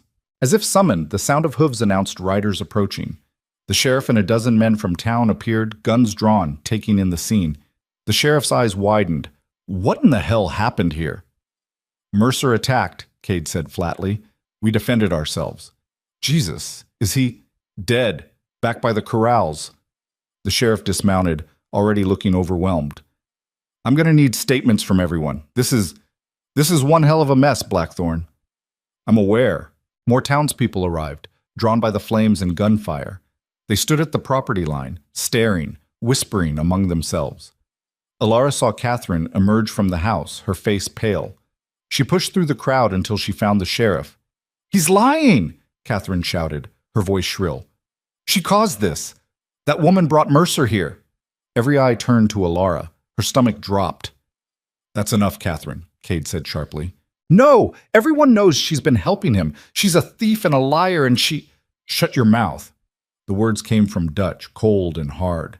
My wife, you will shut your mouth right now. Catherine stared at him, shocked. This woman, Dutch continued, pointing at Alara, saved our breeding stock tonight, risked her life while the rest of us were pinned down. She's got more courage in her little finger than you've got in your whole body. But the rumors were started by Mercer to turn us against each other. And it worked, didn't it? You were so busy hating her, you couldn't see the real threat. Dutch's voice was heavy with disgust. I'm ashamed of you, ashamed I didn't stop this sooner. Catherine's face crumpled. She turned and fled back into the house. The sheriff cleared his throat. So, about these statements. They spent the next several hours recounting everything. Kate explained Mercer's vendetta, the rumors, the siege. Dutch corroborated. Even Lyle, surprisingly, backed up their version, maybe because he'd nearly died himself. The sheriff inspected the bodies, the burnt barn, the bullet-riddled house.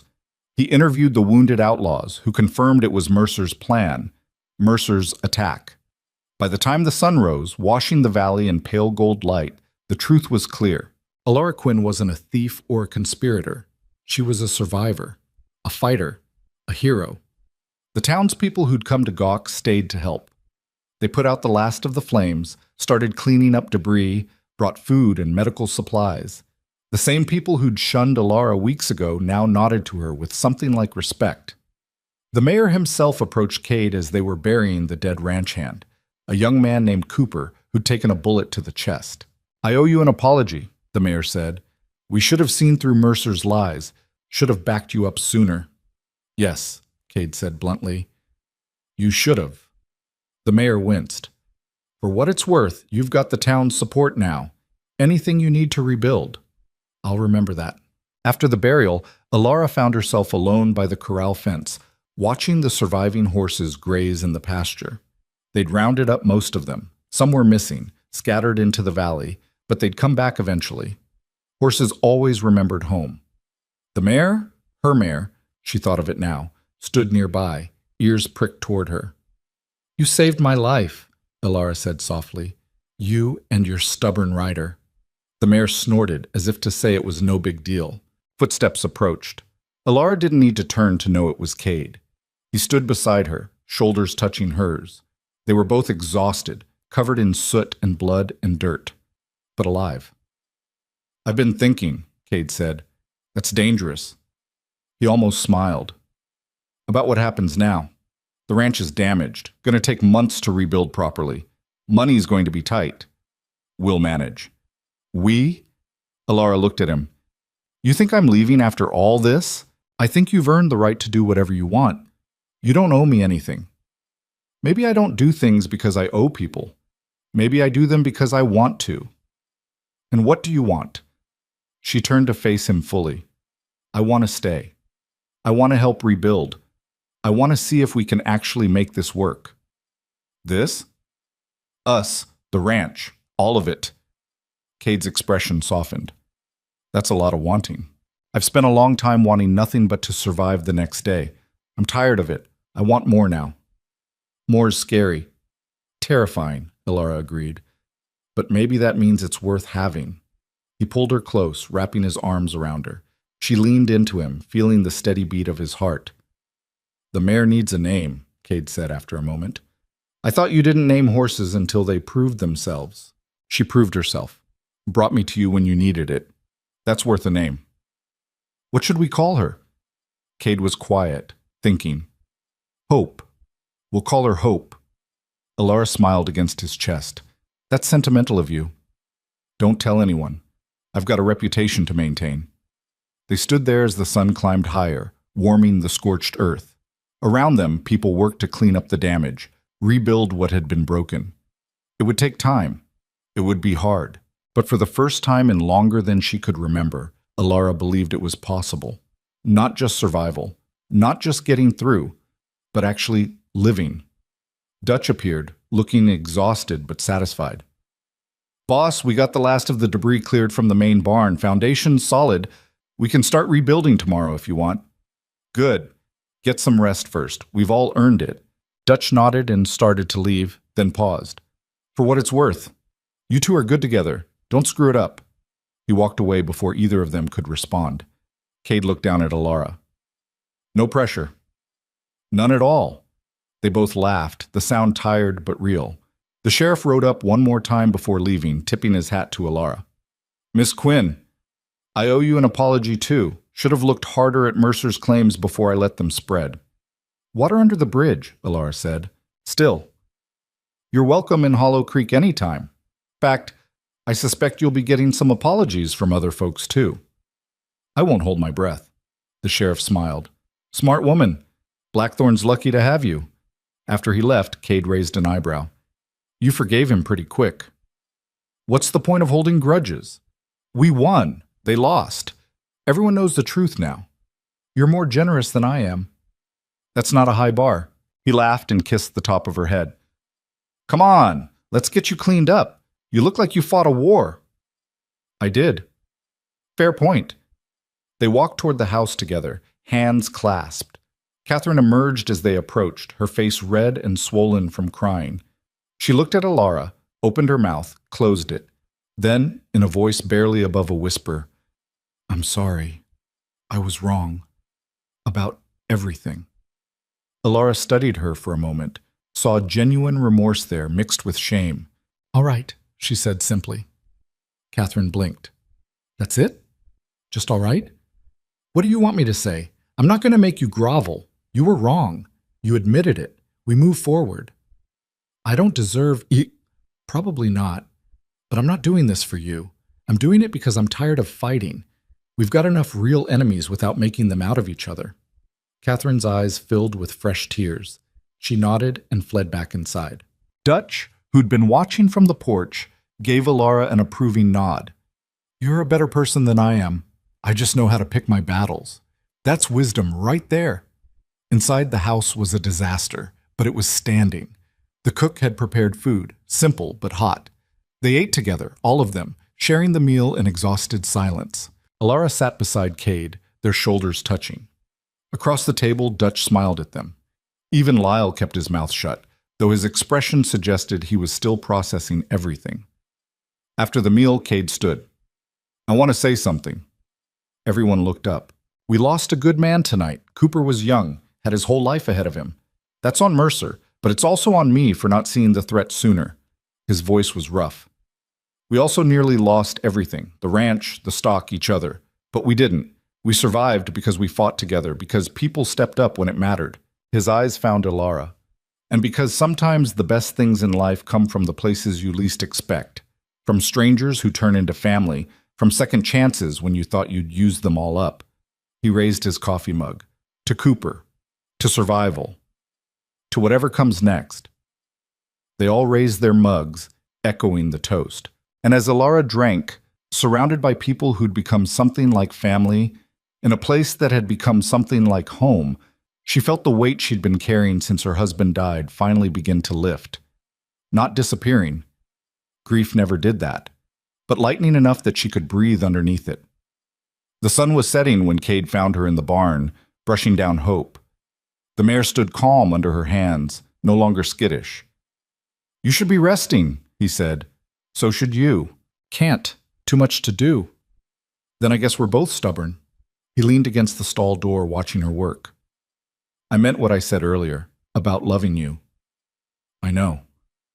And I want you to stay. Not just for now, for good. As my partner. In the ranch, in life, in everything. Alara's hands stilled on the brush. She turned to face him. Cade, I'm not asking you to marry me. Not yet. We barely know each other, and I'm still figuring out how to be a whole person again. But I want you to know my intentions, where this is heading. Where is it heading? Somewhere permanent, if you'll have me. Alara crossed the stall, stopping close enough to see the flecks of gold in his gray eyes. I spent so long just trying to survive, just trying to make it through another day. I forgot what it felt like to want a future. And now? Now I want one. With you. Here. She touched his face gently. You're right. We barely know each other. We're both broken in ways that might never fully heal. This is probably going to be hard and messy and complicated. Probably? Definitely. But I'm done running from hard things. I ran after my husband died, and it got me here. Maybe that was always where I was supposed to end up. Cade pulled her close, resting his forehead against hers. I don't believe in fate. Neither do I. But maybe some coincidences are too perfect to be random. He kissed her, soft and slow, like they had all the time in the world. Like tomorrow wasn't full of hard work and rebuilding, like loss hadn't carved permanent holes in both their hearts. When they pulled apart, both breathing a little harder, Alara smiled. So what now? Now we rebuild. The barn, the fences, the herd, everything Mercer tried to destroy. That'll take months. Years, probably. Good, Alara said. I'm not planning on going anywhere. They walked out of the barn together as stars began appearing in the darkening sky. The ranch yard was quiet now, everyone either asleep or resting. The burnt smell still lingered, but underneath it was the familiar scent of horses and earth and home. Cade's hand found hers, their fingers interlacing naturally. You know what the worst part of losing my family was? He said quietly. What? Not the grief. That was horrible, but I expected it. The worst part was thinking I'd never feel anything good again, that I'd just exist in this gray space forever. And now? Now I feel things. Because of you, it's terrifying. Love usually is. Is that what you call this? Alara squeezed his hand. Yeah, I think it is. They stood together in the gathering darkness, two broken people who'd somehow found each other in the ruins, who'd fought and survived and come out the other side still standing. The ranch spread out around them, damaged but not destroyed, wounded but healing, just like them. Morning came cold and clear, the kind of dawn that made everything look sharp-edged and new. Alara woke in the small room above the tack house to find Cade already gone, his side of the bed cool to the touch. They'd started sharing the space 3 nights after the attack, neither of them saying much about it, just gravitating toward each other in the darkness, like it was the most natural thing in the world. She dressed quickly and headed outside to find the ranch already humming with activity. Dutch was organizing work crews. The sound of hammers echoed from where men were framing the new barn. Smoke rose from the cook shack chimney, life stubbornly continuing. She found Cade by the corrals, watching a crew unload lumber from a wagon. The town had sent it, part of the aid they'd promised. Guilt money, Alara figured, but she wasn't going to refuse it. You should have woken me, she said. He turned, and the smile that crossed his face was small but real. You needed sleep. You've been working 18-hour days for 2 weeks straight. So have you. I'm used to it. That's not the defense you think it is. He laughed and pulled her close, kissing her forehead. Fair point. Dutch walked over, ledger in hand. Morning, Quinn. Boss, we got the foundation measurements done. Should be able to start pouring tomorrow if the weather holds. Good. What about the fence line? Half finished. Lyle's crew is on it. Cade's eyebrows rose. Lyle's actually working? Shocking, I know. But yeah, he's been different since the attack, quieter, does what he's told. Alara had noticed it too. Lyle hadn't apologized. She doubted he knew how, but he'd stopped the hostility, stopped the snide comments and deliberate sabotage. Maybe facing death did that to a person, made you realize which battles actually mattered. Speaking of changes, Dutch continued, looking uncomfortable, Catherine wants to talk to you both. Together. Alara and Cade exchanged glances. This should be interesting, Cade muttered. They found Catherine in the main house kitchen, kneading bread dough with more force than strictly necessary. She looked up when they entered, flour dusting her cheeks. Thank you for coming, she said stiffly. What's this about? Cade asked. Catherine took a breath. I'm leaving, going back east to stay with my sister in Pennsylvania. Silence. Dutch appeared in the doorway, his face carefully neutral. Alara realized he'd known this was coming. When? Cade asked. End of the month. I've already written to my sister. She's expecting me. Does this have anything to do with me being a terrible person? Catherine's laugh was bitter. Yes, partly, but also because I don't belong here. I never did. I married Dutch thinking ranch life would be romantic. Thought I'd be the lady of some grand estate. She gestured around the modest kitchen. This isn't what I imagined. and I made everyone miserable trying to force it into something it wasn't. Catherine, Dutch started. No. Let me finish. She turned to Alara, her eyes shining. I was cruel to you. Not just unkind, but deliberately cruel. You were everything I was afraid of being. Alone, powerless, dependent on yourself. And instead of collapsing like I would have, you thrived. That terrified me. So I tried to break you. I know, Alara said quietly. I don't deserve your forgiveness. Probably not, but I'm giving it anyway. Holding on to anger takes energy I don't have. Catherine's face crumpled. She turned back to the dough, punching it down. Dutch is staying. In case you're wondering, he belongs here. I don't. We're ending the marriage. Amicably as we can. Dutch's expression was sad, but resigned. It's been dying for a while. We both knew it. I'm sorry, Cade said, and he sounded like he meant it. Don't be. Some things aren't meant to last. Better to end them clean than let them rot. Catherine shaped the dough into loaves with practiced efficiency. I just wanted you to know, and to say goodbye properly, without all the poison I've been carrying around. Alara stepped forward and, to everyone's surprise, including her own, hugged Catherine. The other woman stiffened, then slowly relaxed, her hands coming up to grip Alara's shoulders. I hope you find what you're looking for back east, Alara said. I hope you hold on to what you've found here, Catherine whispered back. When they pulled apart, both women had tears in their eyes. Catherine turned to Cade. Take care of her, and let her take care of you. You're both too stubborn to admit you need people, but you do. I'm working on it, Cade said. Work harder. After they left, Alara and Cade walked in silence toward the half-built barn. That was unexpected, Alara said finally. Which part? Catherine leaving or you hugging her? Both. You're more forgiving than most people. Or maybe I just understand that hurt people hurt people. She was miserable. Miserable people lash out. Doesn't make it right. But it makes it human. Cade pulled her close, tucking her under his arm. See? That right there. That's why I love you. You see people clearly, but you don't hate them for being flawed. Everyone's flawed. Hating people for it seems like a waste of time. Most people don't think like that. Then most people are exhausting themselves for nothing. He laughed and kissed the top of her head. Come on, let's get to work. This barn won't build itself. The weeks that followed fell into a rhythm. Work from dawn to dusk. Meals shared in the cook shack. Evenings spent going over accounts and breeding schedules. Nights tangled together in the small room, learning each other's bodies and histories in equal measure. Cade told her about his wife, not the idealized version people created after someone died, but the real woman, her temper, her laugh, the way she'd hated ranch life but loved him enough to try, how she'd cried when their son was born, terrified she'd be a terrible mother. Was she? Alara asked one night, lying in the darkness. Never got the chance to find out. He was 6 months old when the fever came. Cade's voice was rough. I keep wondering who he would have been, what he would have looked like at 5, 10, 15.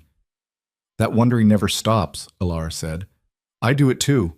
Wonder what my husband and I would have built if he'd lived, if we'd have made it west, had children, grown old together. Do you think we would have met if our spouses had lived? No, we'd be different people, living different lives. Does that make us terrible? Being grateful for something that came from loss? Alara turned to face him in the darkness. I think it makes us human. We can grieve what we lost and still be grateful for what we found. Both things can be true. He pulled her closer, burying his face in her hair. I don't know what I did to deserve you. Probably nothing. Life doesn't work on deserving. It just works on what you do with what you're given. And what are you doing with what you've been given? Building something that lasts, with a stubborn man who punches walls. I haven't punched a wall in 3 weeks. A personal record. He laughed, the sound rumbling through his chest into hers. They made love slowly, carefully, like they were memorizing each other. And afterwards, lying in the tangle of sheets and limbs, Alara felt something she hadn't felt in years. Peace. Not the absence of pain or grief or fear, but the presence of something stronger than all of those things combined. Hope. The barn was finished in 6 weeks. They held a small celebration, Nothing fancy, just whiskey passed around and Dutch making a toast about perseverance and community. The new structure stood proud against the mountain backdrop, smelling of fresh timber and possibility. Elara stood beside Cade, watching the celebration, and felt his hand find hers. "We did it," he said quietly. "We did. Couldn't have done it without you." "Yes, you could have. But it would have taken longer and involved more wall punching." He grinned. "Probably true." The sheriff rode up during the celebration, dismounting to shake Cade's hand. Wanted to deliver the news in person. Trial set for Mercer's men who survived. They're all going to prison, 15 to 20 years each. "Good," Cade said. "Also wanted to tell you, the county's ruling the attack justified defense. No charges against you or anyone here. You're clear." Relief swept through Elara. She hadn't realized how much she'd been carrying that worry until it was lifted. "Thank you, Sheriff," Cade said. "Thank Miss Quinn. She's the one who turned public opinion. Everyone in town's been talking about how she saved the horses, how she stood and fought when she could have run. You've got a real partner there, Blackthorn." "I know." After the sheriff left, the mayor approached with several town council members. They looked uncomfortable. "We owe you an apology," the mayor said. "Both of you. We let fear and rumors poison our judgment. We should have stood with you from the start." "Yes," Cade said flatly. "You should have." The mayor winced. "We'd like to make amends.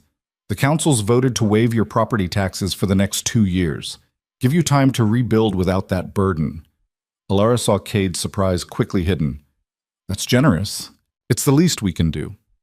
You protected this valley. If Mercer had succeeded here, he would have terrorized the whole region.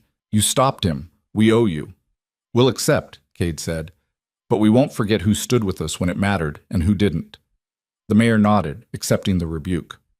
"Fair enough." After they left, Dutch sidled up. "You handled that well. Could have told them to go to hell." "I wanted to," Cade admitted, "but Alara's been teaching me about picking battles." "Smart woman." "The smartest." Elara rolled her eyes but smiled. As autumn settled over the valley, painting the aspens gold and sending frost across the morning grass, the ranch hit its stride. The new barn was fully operational. The breeding program was back on track. The horses they'd scattered during the attack had all returned, drawn back by habit and the promise of feed. Elara found herself falling into the rhythm of ranch life like she'd been born to it. She managed the breeding records, treated sick animals, trained the young horses. The men who'd once viewed her with suspicion now sought her advice. Even Lyle gave her grudging respect, though he still didn't talk much. One evening in late October, Cade found her in the barn treating a colt with colic. She had her hands pressed against the animal's distended belly, working the gas out with careful pressure. "Is he going to make it?" Cade asked. "Yeah, just ate too fast and got himself bloated. He'll be fine by morning." Cade watched her work, his expression thoughtful. "What?" Elara asked. "I was just thinking about the day you showed up here, how you looked, half-starved, desperate, like the wind would blow you over." "I was half-starved and desperate, but not weak, never weak." He moved closer. "You've changed this place, made it better, made me better. You were fine before I got here." "No, I was surviving. There's a difference." The colt shifted under her hands, already looking more comfortable. Elara gave him a final pat and stepped back, wiping her hands on her apron. "I need to ask you something," Cade said. Something in his tone made her turn fully toward him. He was holding something, a small wooden box, rough-carved but beautiful. "I made this," he said. "Spent the last month working on it in the evenings. It's not fancy. I'm not good with words or romantic gestures, but I wanted you to have something that showed—" He trailed off, frustrated. Elara took the box gently. Inside, nestled on a bed of cloth, was a ring.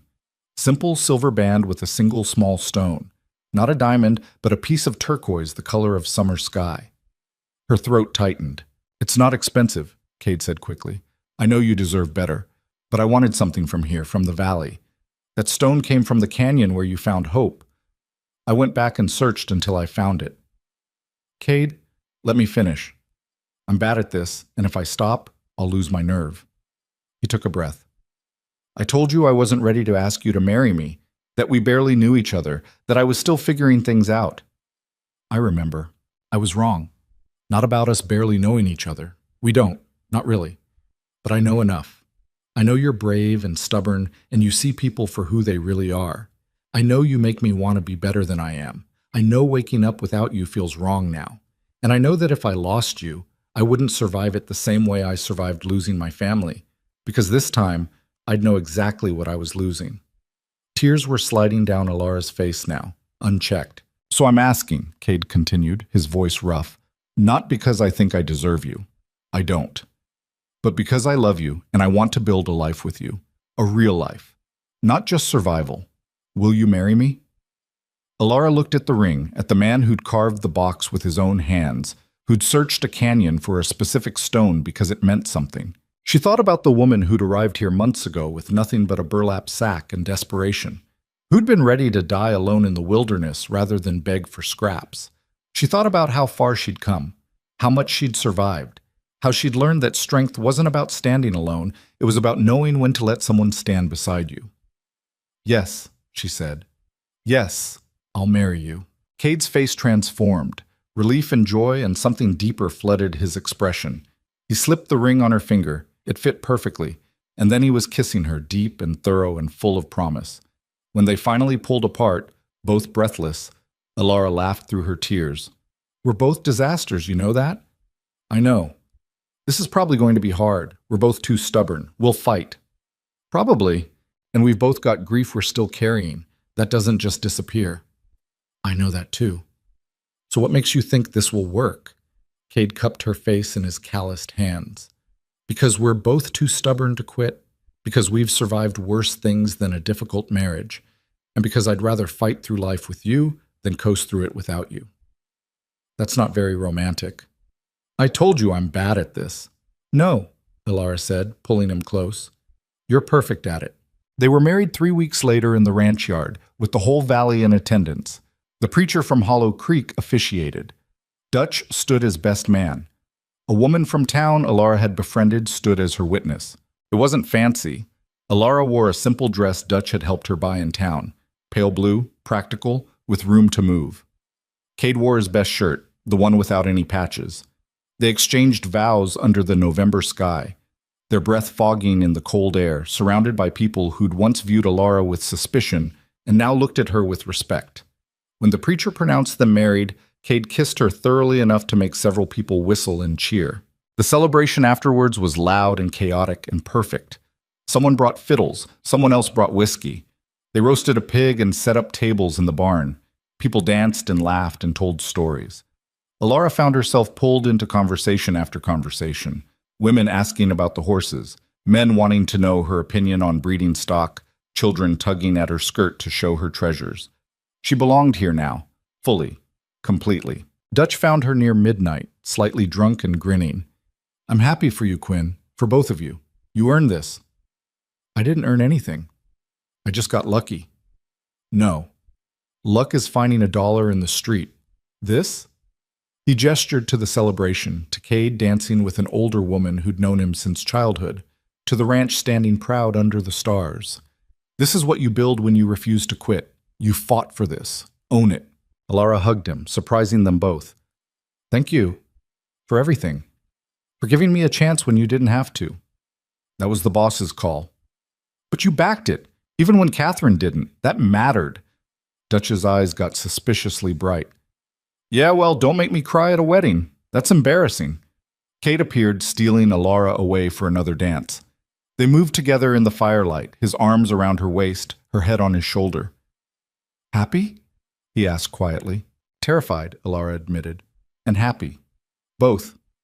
Good. If you weren't terrified, I'd worry you weren't paying attention. To what? To how much we've got to lose now. How high the stakes are.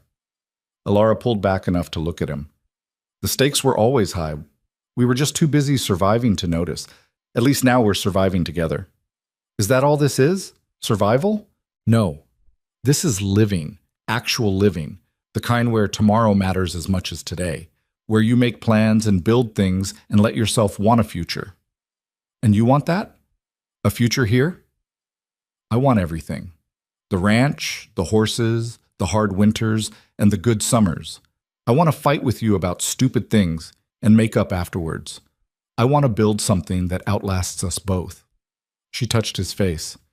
"I want to stop running from grief and learn to live alongside it. With you." Cade's eyes were suspiciously bright. "I don't know what I did to deserve you walking into my life. You let a desperate woman with a burlap sack prove herself. You gave me a chance when no one else would. You saw me. I still see you every day, and it still takes my breath away." They danced until the fire burned low and people started drifting away in twos and threes, heading home to their own lives and loves.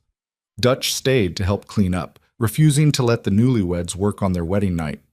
"Go on," he said, shooing them toward the house. "We'll handle this. You two have earned one night of not working yourselves to death." Cade and Alara walked to the main house hand in hand. The night was clear and cold. Stars scattered across the sky like someone had spilled diamonds across black velvet. Inside, Cade had prepared the bedroom, their bedroom now. Candles burned on the dresser, fresh sheets on the bed, flowers in a jar by the window, the last of the autumn blooms. "You did this?" Alara asked. "Dutch helped. Turns out I'm terrible at romantic gestures without supervision. It's perfect." "You keep saying that. I think your standards might be broken."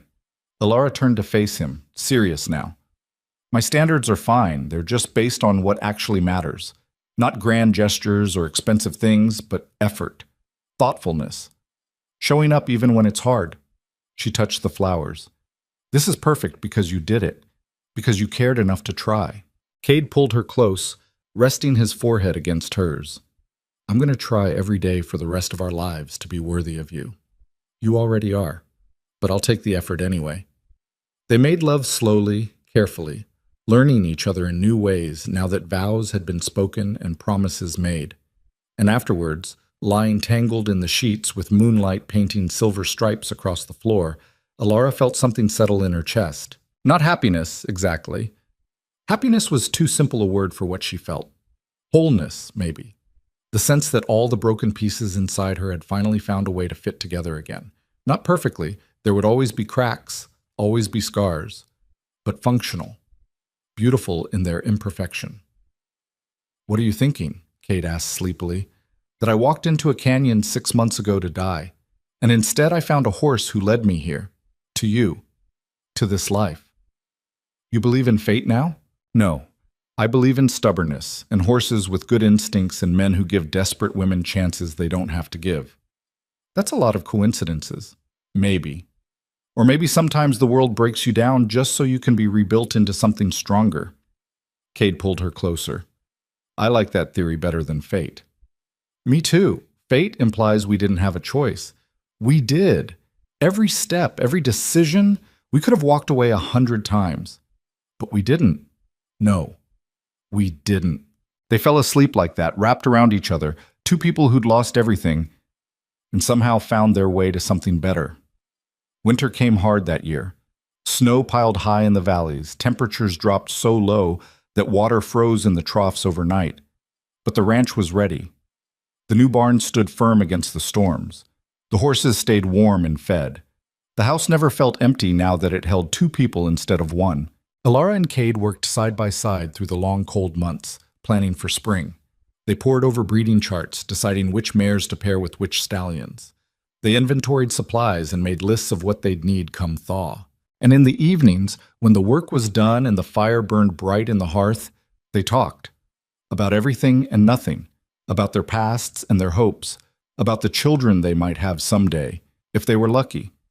About how they'd run the ranch when they were old and gray. Dutch became a fixture at their dinner table, his divorce from Catherine finalized but amicable. He seemed lighter without the weight of a failing marriage on his shoulders, more like the man he'd been before. "I'm thinking about courting the widow Baker," he announced one night over stew. Alara and Cade exchanged glances. "The one who runs the boarding house in town?" Alara asked. "That's the one. She's sensible, doesn't expect romance, just companionship. We get along well." "Then you should court her," Cade said. "Life's too short to spend it alone." "Says the man who spent 3 years alone before this one showed up." Dutch pointed to Alara. "Which is how I know what I'm talking about. Being alone makes you mean. Having someone makes you human again." Alara reached over and squeezed Cade's hand. Dutch smiled. All right then, I'll ask her. But if she says no, I'm blaming you two for encouraging me. Fair enough, Alara said. Spring came slowly, melting snow revealing brown grass and mud. But underneath the ugliness, green shoots were already pushing through. Life returning. The cycle beginning again. Alara stood in the pasture, watching the mares with their new foals, leggy, awkward creatures still learning how to use their bodies. Hope grazed nearby, her own foal nursing at her side. Cade wrapped his arms around Alara from behind, resting his chin on her shoulder.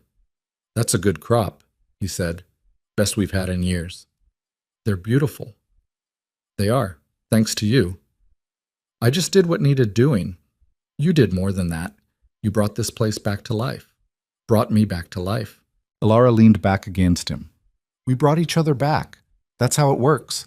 Neither of us could have done it alone. No, we couldn't have. They stood there in the spring sunshine, watching new life stumble and grow in the place they'd built together. And Alara thought about the woman she'd been 6 months ago, starving, desperate, ready to give up. She thought about how close she'd come to not finding that canyon, not finding hope, not finding this life. How many tiny decisions had led her here? How easily any one of them could have gone differently. But they hadn't. And here she stood, in a place she'd never imagined, with a man she'd never expected to find, building a future she'd thought was impossible. Life didn't follow plans. It didn't care about deserving or fairness or logic. It just happened, one moment after another, and you either gave up or kept walking. Alara had kept walking, and it had led her home. What are you thinking about? Cade asked. Second chances, Alara said.